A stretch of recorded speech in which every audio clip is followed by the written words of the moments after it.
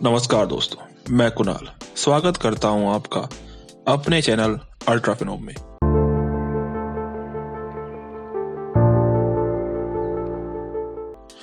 आज हम इस वीडियो में बात करेंगे कोरोना की वैक्सीन को लेकर आई नई अपडेट के बारे में। हाल ही में फाइजर जो कि एक अमेरिकन फार्मास्यूटिकल कंपनी है और बायोएनटेक जो कि एक जर्मन कंपनी है, इनके द्वारा एक वैक्सीन डेवलप की गई है और फाइजर द्वारा जारी स्टेटमेंट में बताया गया कि यह वैक्सीन 90% मामलों में सफल रही है।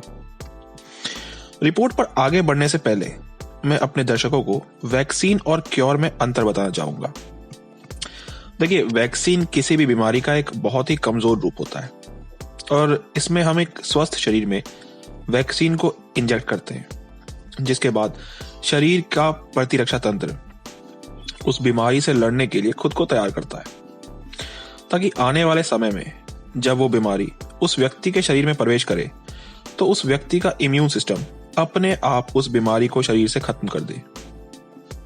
वहीं बात करें क्योर की, तो ये पहले से ही बीमार व्यक्ति को दी जाती है, जिसका इम्यून सिस्टम बीमारी को अपने आप खत्म करने में असफल रहता है।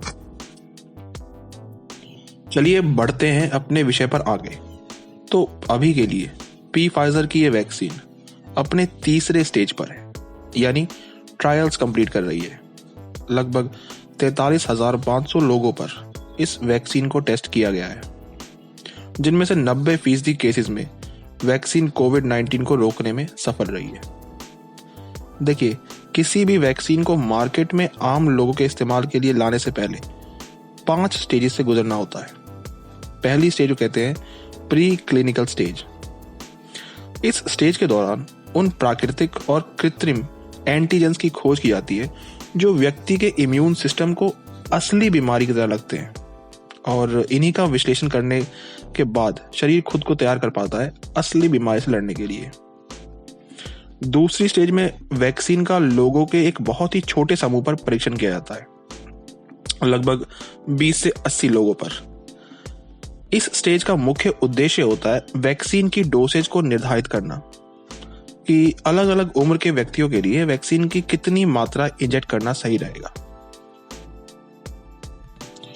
तीसरे स्टेज में वैक्सीन का लोगों के एक बहुत बड़े समूह पर परीक्षण किया जाता है, ताकि वैक्सीन की इफेक्टिवनेस की जानकारी मिल सके कि वैक्सीन कितनी कारगर है। फाइजर द्वारा बनाई गई वैक्सीन अभी अपने तीसरे चरण में ही है।